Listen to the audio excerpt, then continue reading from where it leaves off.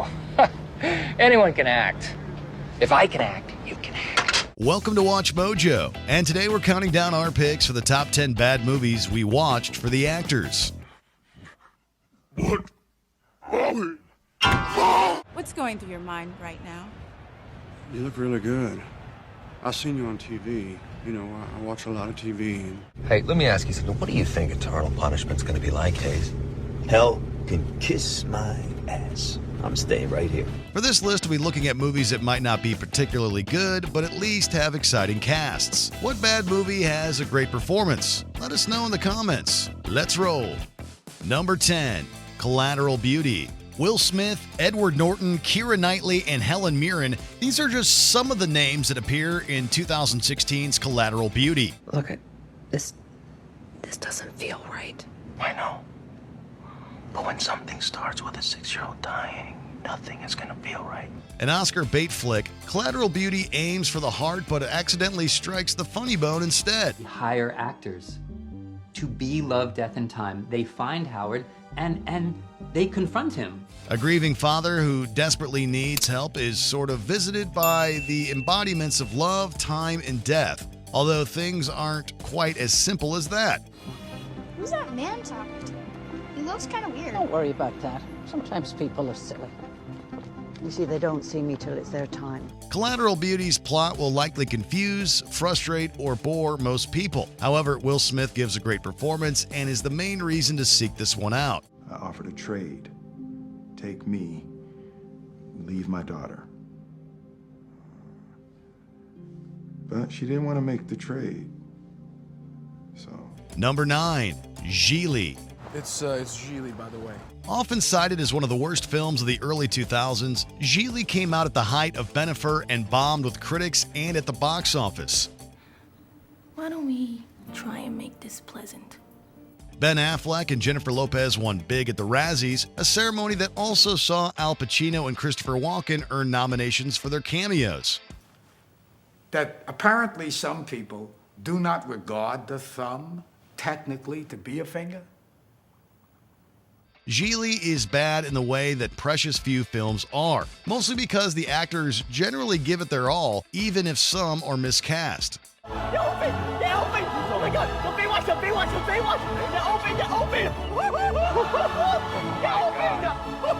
That's the Baywatch? The film is also filled with ridiculous but well-acted monologues that are captivating in a train wreck sort of way.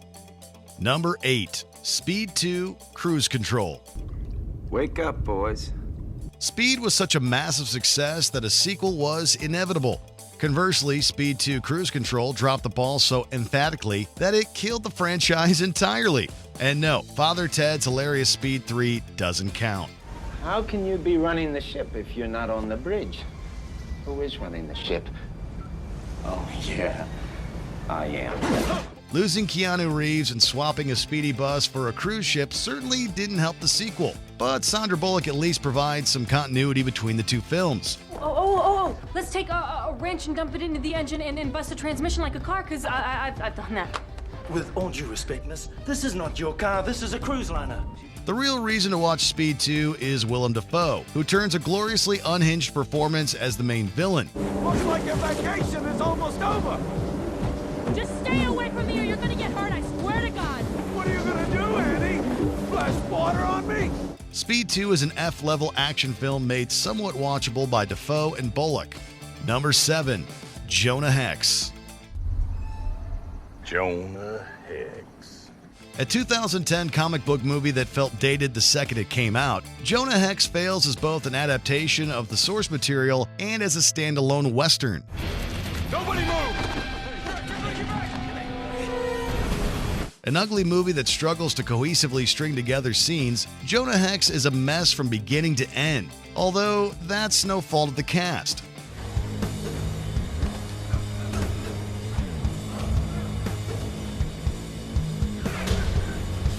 Josh Brolin is a great pick for Hex, while most movies would kill for a supporting cast of Michael Fassbender, Will Arnett, Wes Bentley, Megan Fox, and Michael Shannon.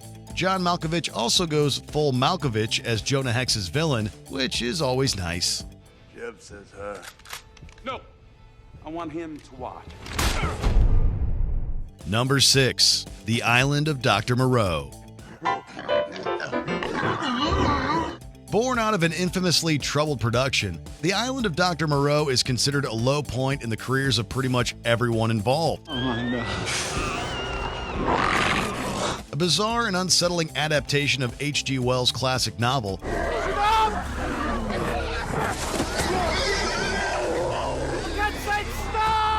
the film is an uncomfortable watch that happens to feature Marlon Brando at his strangest.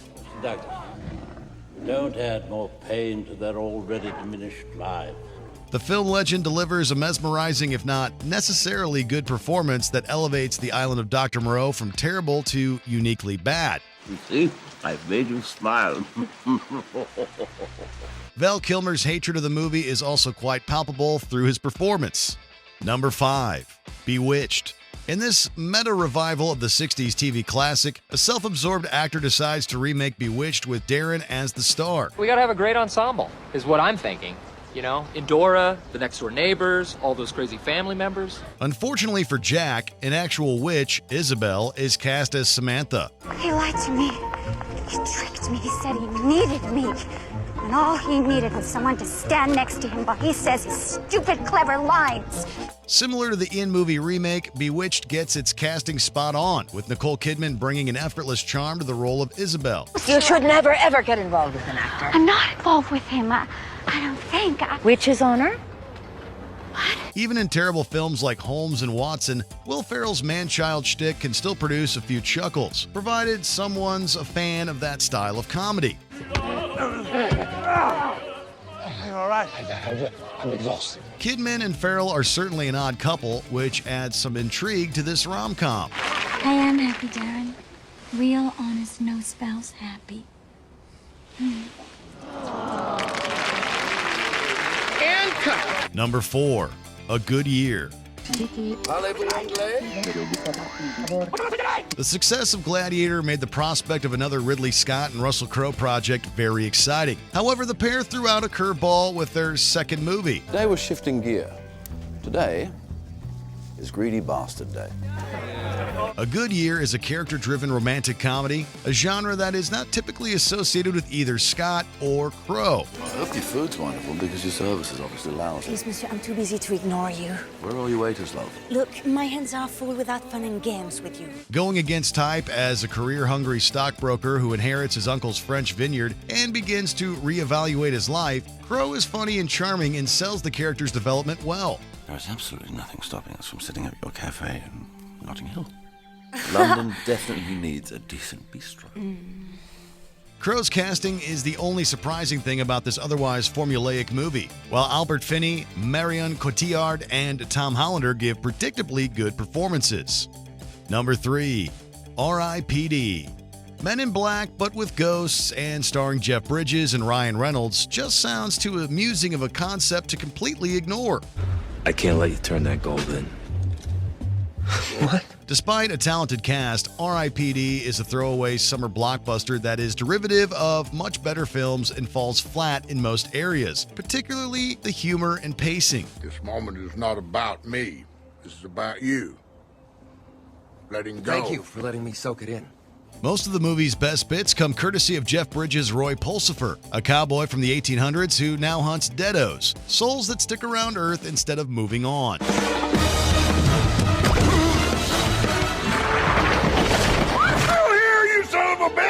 Bridge is delightfully grouchy and brings a bit of personality to R.I.P.D. Mary Louise Parker and Kevin Bacon are fine, but underutilized.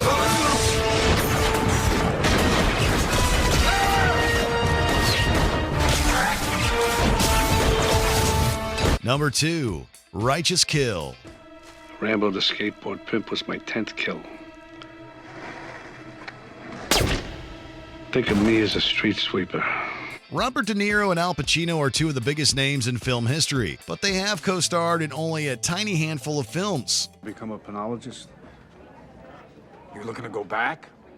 After sharing a scene for the first time in 1995's Brilliant Heat, De Niro and Pacino reunited for 2008's Righteous Kill, a cop drama that's only noteworthy because it stars the two actors.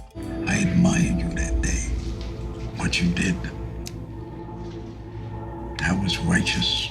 De Niro and Pacino cannot save the film's convoluted plotting and drab presentation, as the whole thing is a rather joyless affair. We got a lot to cover, and not much time to do it in. Still, the prospect of seeing these two movie giants bounce off each other in a pre-The Irishman world was tempting. Before we unveil our top pick, here are a few honorable mentions. The Tourist, because Angelina Jolie and Johnny Depp are superstars. How did you get in here? I told the doorman you were my wife and I wanted to keep an eye on you. Italians are big on that kind of thing. Eat, Pray, Love, because Julia Roberts isn't America's sweetheart for nothing. You said girl from New York. Yes. You leave. You came back. I came back. You. Me. Lions for Lambs, because the star power in this movie is off the charts. Then why did it take 3 years to up-armor our Humvees? They're up-armored now, at my constant urging. Add-ons don't provide the same protection, Senator, you know that. New Year's Eve, because half the poster is just a roll call of the famous faces in this film.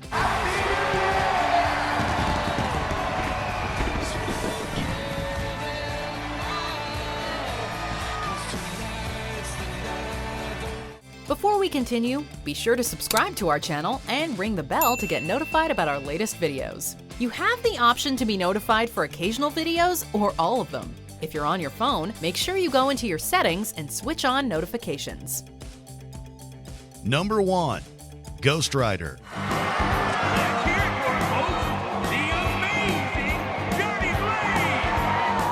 This might come as a shock, but Nicolas Cage has starred in a terrible movie or two.